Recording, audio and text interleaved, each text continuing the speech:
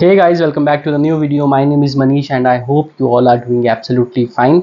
So ये video होने वाली है एक मेरे लिए एक नॉस्टैल्जिक वीडियो भी होने वाली है और जो नया TCS ज्वाइन करने वाले हैं TCS निंजा प्रोफाइल में उनके लिए भी ये वीडियो एक बहुत ही एक इन्फॉर्मेटिव वीडियो होने वाली है कि आप अपने TCS के एक्सपेंसेस जो आपकी एक मिनिमम सैलरी है जो TCS निंजा को दी जाती है या जो बहुत ही एक नॉर्म है एक आईटी इंडस्ट्री में कि एज अ फ्रेशर आपको 3.36 से लेकर 4 लाख तक के बीच की सैलरी यूजुअली सारी कंपनीज देती हैं। तो सीटीसी की बात कर रहा हूँ, तो आप उस सैलरी में कैसे मैनेज कर सकते हैं। मैं उस टाइम 2016 में कैसे मैनेज करता था, तो आज की वीडियो इसी बारे में होने वाली है। आई होप आप लोग को ये वीडियो पसंद आएगी। वीडियो शुरू करने से पहले अगर आपने मेरे चैनल को सब्सक्राइब नहीं किया है तो प्लीज़ मेरे चैनल को सब्सक्राइब करें, वीडियो को लाइक करें और वीडियो को अपने दोस्तों के साथ शेयर करें। तो चलिए वीडियो को शुरू करते हैं।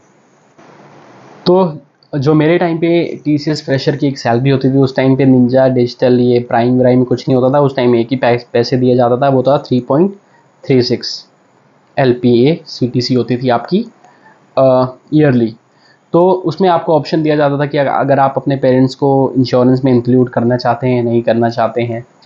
अगर आप अपने पेरेंट्स को इंक्लूड करते हैं तो आपकी जो आपका जो पैकेज जो मंथली सैलरी आती थी वो आती थी 21,000 रुपीज़। अगर आप अपने पेरेंट्स को इंक्लूड नहीं करते हैं तो आपके 2,000 रुपये बच जाते थे और आपकी सैलरी इन हैंड आती थी 23,000 रुपीज़। अगर आप नए जगह मूव करते हैं तो आपके यूजुअली 5 खर्चे मोस्टली आते हैं। फर्स्ट आता है आपका एकोमोडेशन का खर्चा, दूसरा आता है आपका फूड का खर्चा, तीसरा आता है आपका ट्रांसपोर्ट का खर्चा, चौथा आता है आपका रेस्टोरेंट। अगर आप बाहर जाने के शौकीन हैं, नाइट लाइफ एंजॉय करते हैं, मूवीज़ जाते हैं, आउटिंग का खर्चा उस सब का आता है। फिफ्थ आता है अगर आपको घर वापस जाना है तो आपका ट्रेन और flight tickets for your home vacation. तो ये सब कुछ आता है। तो मैं बताऊंगा कि डिवाइड करके कि मैं कैसे कैसे अपना खर्चा मैनेज करता था उस टाइम पे। तो एकोमोडेशन की बात करूं तो एकोमोडेशन आपको 2 तरीके से आप एकोमोडेशन कर सकते थे दूसरे शहर में। एक होता था आप पेइंग गेस्ट ले लो या आप शेयर्ड फ्लैट ले लो, ठीक है। पेइंग गेस्ट की अगर मैं बात करूं कोलकाता में, जो मैं तो पेइंग गेस्ट में नहीं रहता था पर मेरे साथ कुछ लड़कियां थी जो पेइंग गेस्ट में रहती थी, तो उनकी जो मंथली कॉस्ट आती थी वो आती थी 5500 रुपीज़ के आसपास उनकी मंथली कॉस्ट आती थी, जिसमें उनका ब्रेकफास्ट एंड डिनर इंक्लूड रहता था। और उसमें आपको क्या होता था, आपको शेयरिंग बेसिस पे आपको रूम मिलता था। जैसे एक रूम के अंदर उन लोगों ने 2 बेड डाल दिए हैं तो पर टेनेंट उनसे 5500 रुपये लिए जाते थे। तो एक कमरे से वो 11,000 रुपये की कमाई कर रहा था जो भी उनका लैंडलॉर्ड था। उसमें आपको बेड्स होंगे, आपको एक अलमीरा दी जाएगी और शेयर्ड वॉशरूम्स होंगे और किचन में काम करने वाली होंगी और आपको बर्तन सब खुद ही करने हैं, प्लस आपको कपड़े का भी खुद ही करना पड़ेगा। यूजुअली वॉशिंग मशीन होती थी पर कुछ उसमें एडिशनल चार्ज भी करते थे वॉशिंग मशीन यूज़ करने का, ठीक है। जो उस टाइम जो पीजीज थे वो क्या क्या प्रोवाइड करते थे, आपको एक वाईफाई कनेक्शन आपको एक डिवाइस के लिए देते थे, टीवी होता था, डीटीएच होता था, वॉशिंग मशीन होती थी पर अगर आपको उसको यूज़ करना है तो आपको कुछ मेंटेनेंस चार्ज देना पड़ता था, गीज़र्स होते थे और ब्रेकफास्ट होता था और डिनर होता था। लंच होता था पर वो सिर्फ आपके वीकेंड में होगा, जो कि सैटरडे संडे जब आपको ऑफिस नहीं जाना या आपकी कोई छुट्टी आ गई। यूजुअली सैटरडे संडे ही दिया जाता था, कोई छुट्टी आ गई तो आपको खुद बाहर से मैनेज करना पड़ता था। पर जो यहाँ का खाना होता था, वो जो मेरी दोस्त वहाँ पे रहती थी पीजी में, वो यूजुअली अवॉइड करती थी क्योंकि खाना बिल्कुल भी अच्छा नहीं होता था। और अगर मैं फ़्लैट की बात करूँ तो देखो, फ्लैट डिपेंड करता है कि आप क्या कौन सी कैटेगरी का फ़्लैट ले रहे हो, कितने लोगों के साथ आप शेयर कर रहे हो। तो अगर आप ऑन एन एवरेज मान के चलें तो 3,500 से 4,000 रुपये पर पर्सन। ये मुंबई तो मत गिनो इसमें, जो दूसरी मेट्रो सिटीज़ हैं जैसे पुणे हो गई, कोलकाता हो गई, दिल्ली हो गई, इनफैक्ट बेंगलोर में भी आपको इस रेट में मिल जाएगा। अगर आप 2 BHK ले रहे हैं जिसमें आप 4 पर्सन शेयर कर रहे हैं, 1 रूम पर 2 पर्सन, तो और अगर आप 3 BHK ले रहे हो तो यूजुअली ये रहता था कि 5 से 6 लोग जो हैं वो उसमें रहेंगे उस फ्लैट में। जो यूजुअली ये फ्लैट होते थे ये सारे होते थे अनफर्निश्ड फ्लैट। इसमें कोई वॉशिंग मशीन नहीं होता था, कुछ फ्रिज नहीं होता था, कुछ गीज़र नहीं होता था, ये सब कुछ आपको खुद से मैनेज करना पड़ता था। तो उसका भी अगर आप लोग कि रेंटेड बेसिस पे यूजुअली ये सब चीज़ें मिल जाती थी। हम लोगों ने तो एक सेकेंड हैंड या थर्ड हैंड फ्रिज भी ले लिया था गैस कनेक्शन लिया था, गैस लिया था, इंडेन वगैरह के जो सिलेंडर्स आते हैं। उसके बाद हम लोगों ने वाईफाई भी लगवाया था। एक हाउस हेल्प भी रखी थी जो हमें सुबह खाना बनाने आती थी और शाम को खाना बनाने के लिए आती थी।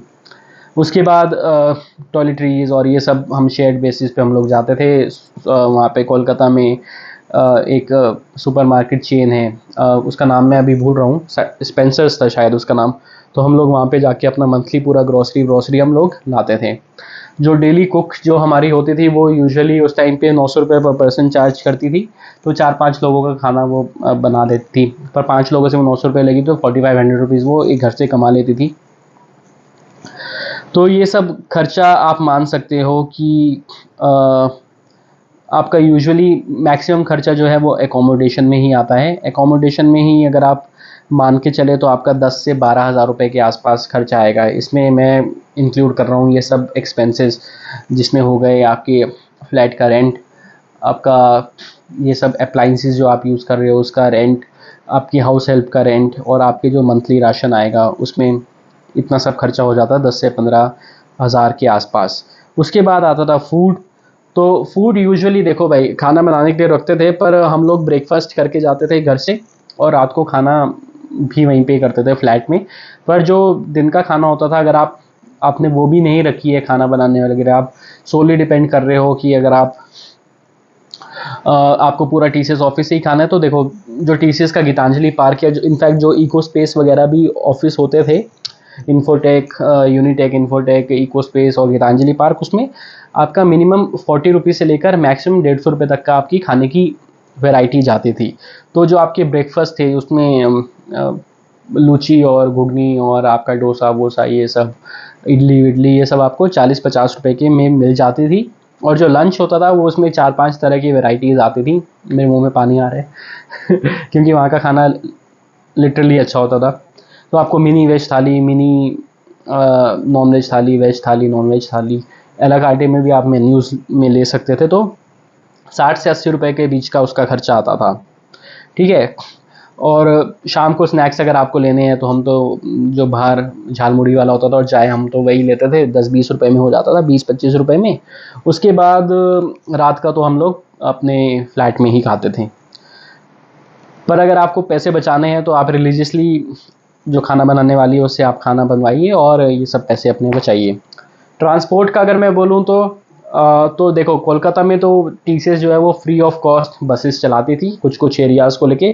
जैसे मैं रहता था वहाँ पे आकांक्षा मोड़ करके एक वहाँ पे है, इको पार्क के पास एक हाउसिंग सोसाइटी है, हाईलैंड वुड्स। तो हम लोग हाईलैंड वुड्स में रहते थे। तो आकांक्षा मोड़ वहाँ का वो बस स्टॉप होता था, तो वहाँ से टीसीएस की बसेस चलती थी 7:30, 8, 8:30 बजे, 3-4 बसेस चलती थी और शाम को भी 6-6:30 बजे बसेस चलती थी।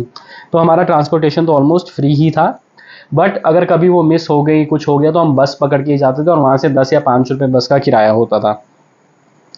रेस्टोरेंट, नाइट लाइफ, अगर आप बहुत ज़्यादा पार्टी करते हैं, अगर आपको मूवीज़ देखनी है, अगर आपको बाहर आउटिंग जाना है दोस्तों के साथ, तो उसमें भी आप मान के चल सकते हैं महीने का 3 से 4 हज़ार रुपये आप खर्च, इतना यूजुअली हो ही जाता था। अनलेस आपका कुछ ज़्यादा ही एक्स्ट्रावेगेंट कुछ प्लान बन गया कि आपको बाहर जाके कुछ बहुत ही ज़्यादा घूमना फिरना है या आप बहुत ही ज़्यादा दूर कहीं ट्रिप में जा रहे हैं, तो 3-4 हज़ार रुपये तो हो ही जाता था, ठीक है। उसके बाद घर जाना है तो फ़्लाइट वगैरह, तो उसमें ये एक मेजर चंक होता था जिसके लिए आपको पहले ही प्लान करना पड़ता था। क्योंकि यूजुअली कोलकाता से दिल्ली फ़्लाइट्स तो बहुत ज़्यादा चलती हैं, बट जो फेस्टिव सीज़न है उसमें आपको पता ही है सब लूटने में आ जाते हैं, तो फ़्लाइट्स काफ़ी महंगी होती थी। यूजुअली मेरे को याद है मैं सस्ते से सस्ता 3-3.25 हज़ार में भी गया हूँ, महंगे से महंगा मैं 7,500 हज़ार में भी दिल्ली टू कोलकाता आया हूँ। तो आपको ऑन एन एवरेज अगर आपके मान के चले तो 2-3 महीने के आसपास आपके 5-6 हज़ार रुपये तो खर्च होना ही था। ट्रेन 2100 या 2200 रुपये के आसपास ट्रेन का खर्चा आता था, वन वे दुरंतो या शताब्दी की मैं बात करूं, सॉरी राजधानी की अगर मैं बात करूं। तो ये है आपके मेन खर्चे। अगर आपको मैं ब्रेक डाउन बताऊं कि कितना कितना हो जाता है, सैलरी आपकी 22-23 हज़ार, रेंट अगर आपका जाता है तो 7.5-8 हज़ार के आसपास अगर आप पूरा मान ले रेंट, वाईफाई 500 से 600, कुक 1000 से 1500, ट्रांसपोर्ट आप 2000 रुपये मान के चलो। लंच वंच अगर आप मानते हो तो आप 1800 से 2000 रुपये मान सकते हो, कंसिडरिंग कि आप 60 रुपये पूरा TCS में ही खर्च रहे हैं कैंटीन में, नाइट लाइफ 3,000 रुपये के आसपास, रेस्टोरेंट आउटिंग चार्जेस 2,000 रुपये के आसपास। तो आप ये सब करने के बावजूद भी मेरे को लगता है आप 5 से 6,000 रुपये तो आप बचा सकते हो। 15 से 16,000 रुपये आपका खर्चा आएगा और अच्छी ज़िंदगी जी रहे हो भाई। कोई ऐसे आप गरीब भिखारी बन के नहीं रह रहे, आप अच्छी ज़िंदगी जी सकते हो इस सैलरी में भी, अनलेस आपके शौक बहुत ही ज़्यादा बड़े हैं और या तो आप बहुत ही किसी एक्सपेंसिव जगह पे अगर आप शिफ्ट हो गए हो, जैसे मुंबई जैसे शहर में थोड़ा सर्वाइवल मुश्किल हो जाता है, पर लोग उसमें भी तरीके ढूंढ ही लेते हैं इन सैलरी में सर्वाइव करने के लिए। मेरा दोस्त था, वो 1 BHK फ्लैट वो 7 लोग शेयर करके रखते थे।